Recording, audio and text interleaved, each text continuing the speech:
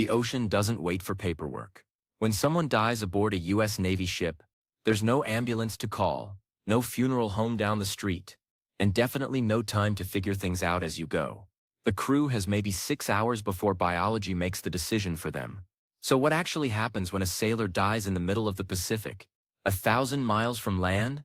Stick around, because this gets more complicated than you'd think. Let's get one thing straight. Death at sea isn't rare. It's not an everyday occurrence, but it happens enough that the Navy has this down to a science.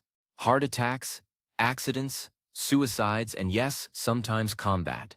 Around 200 Navy personnel die each year. Not all of them at sea, obviously, but enough that every ship sailing out there has a protocol thicker than most people's high school yearbooks. Here's where it gets interesting. The moment someone dies on a ship, time becomes the enemy. We're not talking about preserving dignity here, though that matters. We're talking about the simple, brutal reality of decomposition. Real fast. In 6 hours, you're looking at noticeable changes. In 12, things get difficult. In 24, you've got a serious problem that no amount of air freshener is going to solve. Now you might be thinking they've got morgues on these ships, right? Walk-in freezers like you'd see on CSI. Not exactly. Most Navy ships aren't equipped with dedicated morgue facilities. The really big ones, your aircraft carriers and large amphibious assault ships, they've got what's called a chill box. It's basically a large refrigerator that can fit a body. But your average destroyer or cruiser, they're working with whatever cold storage they've got, and that usually means the food freezers. Yeah, the same freezer that was storing hamburger patties for tomorrow's lunch. Don't worry, they don't just toss the body in there next to the frozen vegetables. There's a whole procedure. But we'll get to that. First, let's talk about what happens in those critical first moments. The second someone is confirmed dead, the ship's commanding officer gets notified. Not in 5 minutes. Not after they finish their coffee. Immediately. This becomes the CO's problem. And it's a big one, because every decision made in the next few hours is going to be scrutinized by everyone from the Pentagon to the person's family to potential lawyers. The ship's medical officer, usually a Navy corpsman or doctor depending on the ship's size, has to make the official pronouncement. They've got to document everything. Time of death, apparent cause, condition of the body, who was present. This isn't like a hospital where they can take their time. They're doing this while the ship is potentially in the middle of operations, maybe even in hostile waters. Here's something most people don't know. The Navy doesn't automatically bring bodies home immediately. I know that sounds cold, but logistics matter when you're thousands of miles from the nearest port. If a carrier strike group is in the middle of a 6-month deployment and they're currently off the coast of the Philippines, they're not turning around and heading back to San Diego because one person died of a heart attack. They can't. The mission doesn't stop. So what do? This is where it gets procedural, and honestly kind of fascinating in a morbid way. Step 1 is preservation. The body has to be prepared for storage, and this falls to the ship's medical personnel. They've got to clean and wrap the body, usually in sheets and then in a special body bag if they have them. If they don't have body bags, and smaller ships sometimes don't, they use whatever they've got. Plastic sheeting, canvas, anything that creates a barrier. The body gets tagged. Not like luggage, but close. Rank, service number, date and time of death, and the name of the person who prepared the body. This tag stays with the body, no matter what happens next. Even if the body moves between ships, gets transferred to shore, whatever, that tag is the one constant. Now comes the storage problem. If the ship has a dedicated chill box, great. The body goes in there at around 35 to 40 degrees Fahrenheit. Cold enough to slow decomposition, not cold enough to freeze. Well, for the family. But most ships don't have a chill box. So they use the food storage. The procedure is actually pretty specific about this. The body can't just go anywhere. It goes in a designated section of the freezer, always at the bottom. Always separated from food by physical barriers. And once a body goes in that freezer, no food stored in that same section gets used again. It all gets disposed of later. The Navy takes that seriously. There's also the paperwork. Oh man, the paperwork. The Navy loves paperwork more than it loves ships. There's a casualty report that has to be filed within 24 hours. This goes up the chain of command. all the way to the Pentagon. It includes everything. What happened when it happened, the medical circumstances, what the ship's status was at the time, what actions were taken. But here's where the Navy shows it actually has some humanity in it. Before any of that paperwork goes anywhere official, before any press releases, before anything public happens, the family gets notified. And the Navy doesn't do this by phone. They don't send an email. They definitely don't send a text message, though I'm sure some idiot has probably suggested it. The Navy sends people in person, usually 2 people, officers in dress uniform, and the second you see them standing there, you know, there's a whole script they follow, specific words they say. The Secretary of the Navy has entrusted me to express his deep regret. It's formal, it's practiced, and it's designed that way because they're delivering the worst news someone's going to hear. This notification happens before the body even leaves the ship in most cases. The family has to know first. It's policy, it's law, and honestly, it's the right thing to do. Meanwhile, back on the ship, there's another problem nobody talks about. The crew. And one of them just died. Maybe it was someone popular. Maybe it was someone who just got married. Maybe it was someone's best friend. The psychological impact on a ship is intense. The Navy's got protocols for this too. The chaplain, if there's one aboard, starts making rounds. Mental health professionals get involved, if the ship has them, or they're brought in via teleconference if not. The CO usually addresses the crew, acknowledging what happened without going into details that are nobody's business. And here's something that might surprise you. The Navy holds memorial services at sea, but not immediately. They wait. Sometimes days, sometimes weeks, depending on the operational situation. They need time to plan it properly, and they need to make sure the crew is ready for it psychologically. Now let's talk about getting the body off the ship. This is where things get logistically weird. If the ship is close to a port, within a day or 2 of sailing, they might just wait and transfer the body there. That's the easiest solution. Pull into port, transfer the body to shore facilities, and let the mortuary affairs people handle it from there. But if the ship is far from port and they've got operational commitments, they've got to get creative. The most common solution is a helicopter transfer. The body gets packaged, secured, and flown off the ship to either another ship that's heading to port, or directly to a land base if they're within helicopter range. And this is where the Navy's global network of bases becomes important. There's almost always a U.S. military installation within helicopter range of where U.S. Navy ships operate. Guam, Bahrain, Diego Garcia, Djibouti, Naples, Rota, you name it. The body gets flown there, transferred to mortuary affairs, and then begins the long journey home. But here's the thing. Most people don't realize.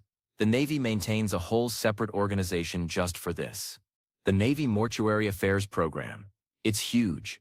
They've got people stationed around the world whose entire job is handling deceased personnel. They coordinate with local authorities, arrange transportation, prepare bodies for long-distance travel, and manage all the logistics of getting someone home. And it's not just putting a body on a plane. Bodies have to be prepared for air transport. They have to be in sealed containers that meet international regulations. They have to be documented 6 ways from Sunday. The paperwork alone is staggering. You've got customs forms, transport permits, chain of custody documents, medical examiner reports. It's a bureaucratic mountain. There's also the investigation. Because here's the thing. Every death in the military gets investigated. Every single one. Even if it's obviously natural causes, there's an investigation. Why? Because the military has to know, was it really natural causes? Was there foul play? Was it negligence? Could it have been prevented? The Naval Criminal Investigative Service. Yeah, the real-life NCIS. They get involved in anything even slightly suspicious. Suicide. NCIS investigates. Accident. NCIS investigates. Someone falls overboard? You better believe NCIS is all over that. They're looking at everything. The person's mental health history, their relationships with other crew members, whether they've been drinking, whether there were any recent disciplinary issues. And this investigation happens while the body is still on the ship in many cases. NCIS can't always get agents aboard immediately, but they start gathering information right away. The ship's command has to preserve the scene if there is one. Take photos, collect statements from witnesses, Here's where it gets even more intense. If foul play is suspected, the body doesn't go through normal channels. It goes to a military medical examiner, usually at Dover Air Force Base in Delaware. That's where the military's big mortuary facility is. They've got forensic pathologists, toxicologists, the whole setup. They can do full autopsies, determine exact cause of death, collect evidence for potential criminal proceedings. But let's get back to the ship itself. Because there's one more tradition we need to talk about. The burial at sea. This is real. It still happens. And it's not what movies make it look like. First off, burial at sea isn't the standard procedure anymore. The Navy doesn't just slide everyone who dies overboard with a few words and a salute.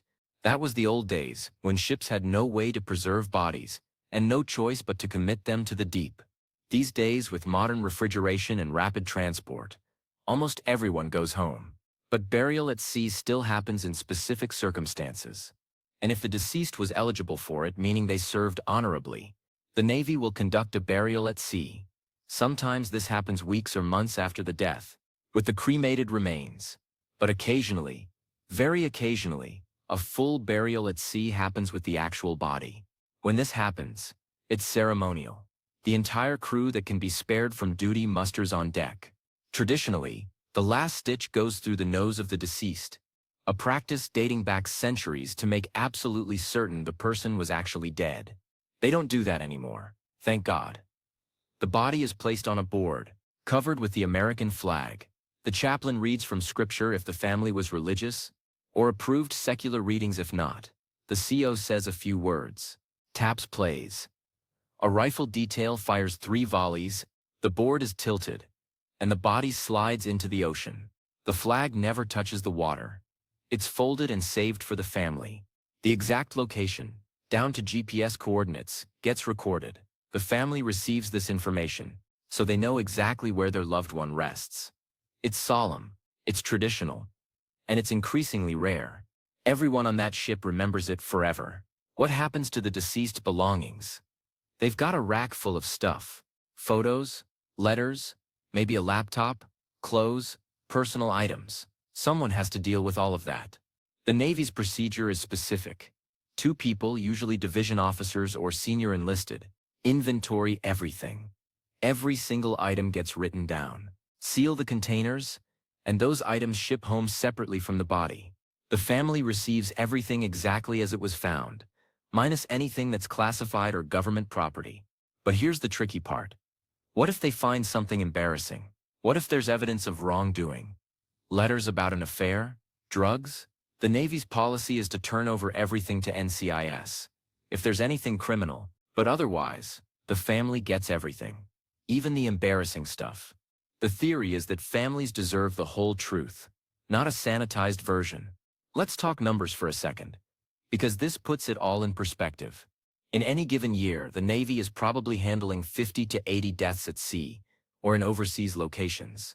That's out of around 350,000 active duty personnel.